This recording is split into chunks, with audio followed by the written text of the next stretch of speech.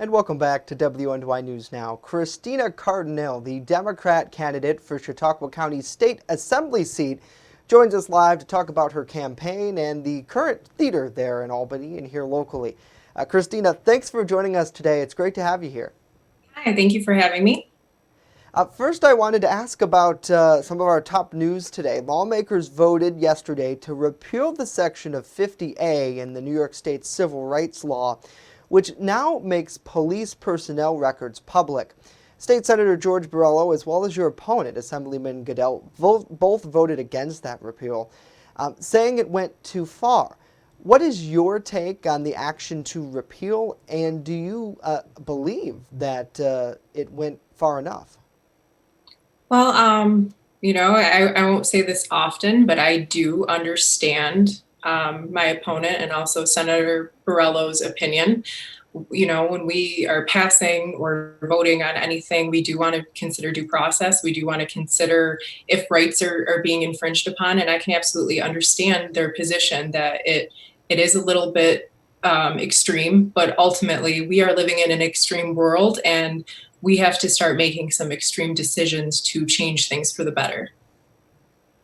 Now, 2 years ago, area native Judy Inock challenged Goodell for his assembly seat. During an event here in Jamestown, she told us that she wanted to foster strong relationships with local law enforcement. Do you share similar goals with Inock, and what can you do to help build those relationships? I do. I agree with Judy very much in the sense that we don't want to divide the law enforcement of Chautauqua County with our citizens. And I think that starts with having conversations like we had at the Jamestown protest. They had an open dialogue. They communicated. They had a tough conversation, and that's what's necessary. We have to have uncomfortable conversations. We have to open up a dialogue. We have to address issues as citizens and as well as law enforcement and find collaboration. And I know you attended that protest Sunday, the most recent one here in Jamestown. And really, we've seen since hearing the public call to action for officials, we've seen governments at all levels here, nationally, state, and especially here locally, call for those police reforms in the wake of the murder of Minneapolis man George Floyd. Do you believe that police reform is really needed here locally in Chautauqua County? And if so, what kind of changes are necessary? Yes, I do. I think police reform is necessary in Chautauqua County. I can absolutely recognize that our law enforcement in Chautauqua County isn't as flawed as some, but I will say that reform is necessary. I think that the reform starts with passing legislation on my end um, to make things. We have to figure out a way that we are protecting our citizens, but we are also protecting our law enforcement. And I think one of the biggest things that we can do is we can focus on the use of body cameras. We can start implementing rules for body cameras. There's an all-inclusive standard for body cameras. If you report to a scene as a police officer, you turn it on immediately. You film what is happening.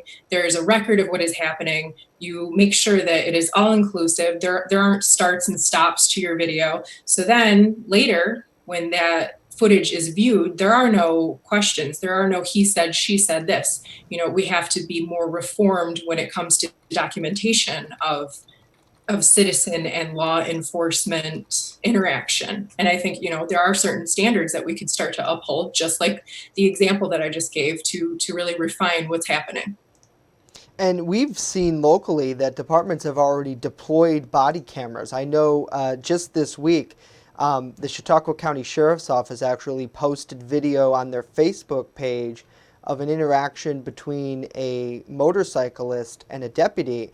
And they were just showing the professionalism of the deputy and the motorcyclist, who was respectful to the officer, requested permission to get off of the bike, and really it was all over a tag on the back of the vehicle. The license plate was sideways, and the deputy was just saying, hey, you can't have it that way. and it boiled down to the officer was trying to actually help him find a way to mount it correctly. Seeing that locally and seeing that we already have body cameras, do you think that's one big reason why we don't see these horrible incidences of police brutality like we saw with Mr. Floyd here? I think the example we just talked about is a very good example of how Chautauqua County does lead by example, and they do a good job. I think that they can do better. I think that everyone can do better. And I think that that kind of leads into the conversation of, can we find a universal standard for body camera involvement and operation? And can this be implemented in every state? Can we talk about maybe federal funding? So all body cameras are operated the same, and you know, we live in a great country. Every state is different. We can operate as states individually, but when it comes to certain matters like this, I think there should be a universal standard. And I think that by having some rigid just foundation of how we're operating things, that could prevent some of the issues that we're experiencing as a country. Yeah, and for that unrest that we've seen with protests, and we've seen unfortunately some of it become violent nationwide, but here in Jamestown we've remained peaceful. Why do you think people are so passionate about taking to the streets, specifically here? Yourself, you attended rallies over the weekend. Why now call for that change? I don't think it's necessarily now. I think we are looking at 400 years of oppression, and you know, the murder of George Floyd is the thing that really pushed this over the edge. And I think that we have been ignoring the oppression of Black people, and we have been ignoring systemic racism since the beginning. And people are calling for change. People are unifying. Our younger generation is out there. You know, we have these 17, 18-year-old kids, excuse me, younger adults, and they are protesting, and they have a voice, and they want to see change. So I think that we are really looking at a paradigm shift all across our country.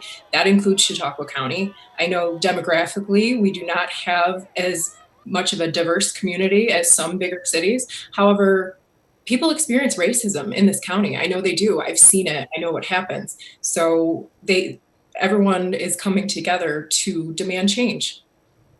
Now, we have learned throughout history that an idea, no matter how repulsive it could be, can't completely be eradicated from society. From your perspective as both a political candidate as well as a community leader, what can we do to rise above racism, knowing that in the past we've tried to combat it, but it just doesn't go away? When you talk about eliminating racism, you really are talking about eliminating the way people are raised, the way people think, generational attitudes and generational passed down traditions. I think if you really want to seriously talk about eliminating racism, let's talk about how we teach our youth. When I went to school, I never learned any Black history. I never had a Black teacher. We did not talk about important issues.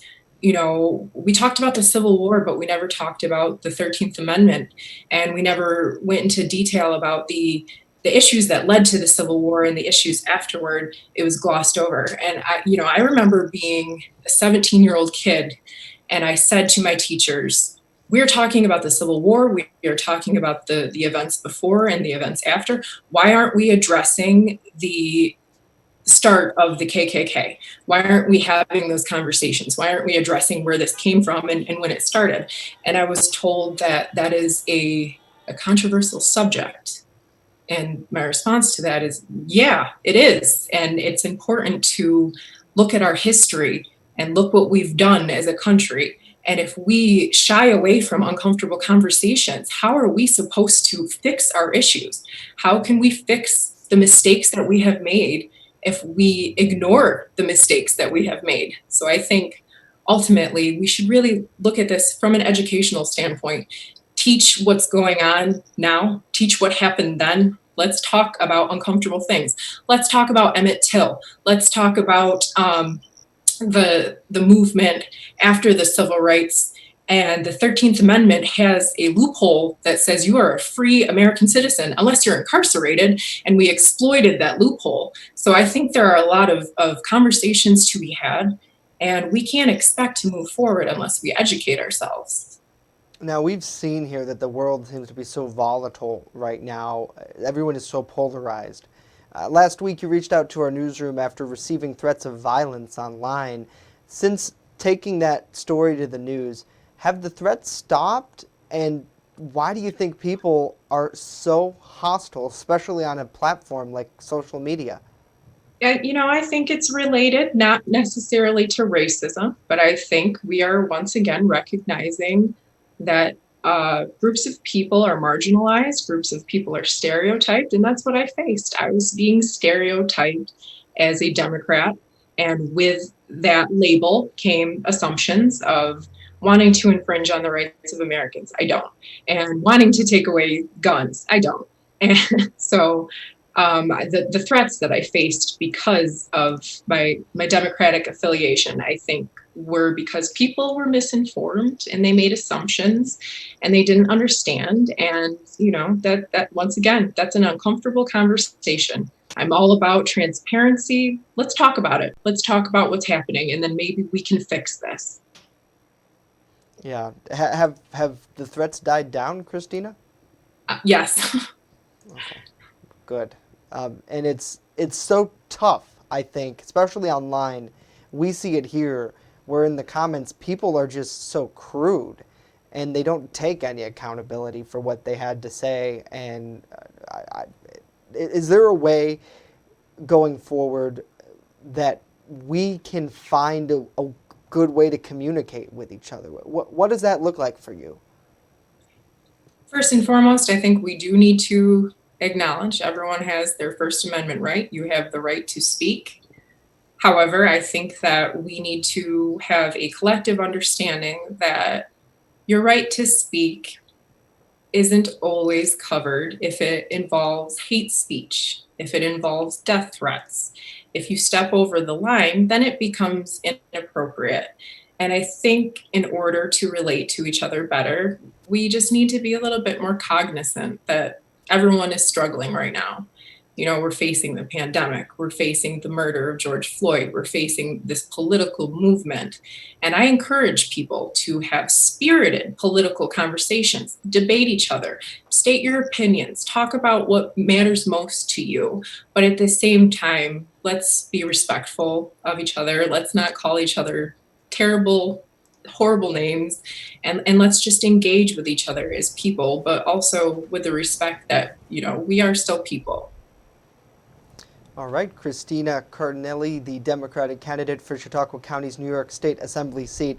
Thank you for joining us today. Hard conversation to have, but certainly one that's at the top of minds of many here. We appreciate it. Thank you so much, and I look forward to having these conversations, and let's fix this.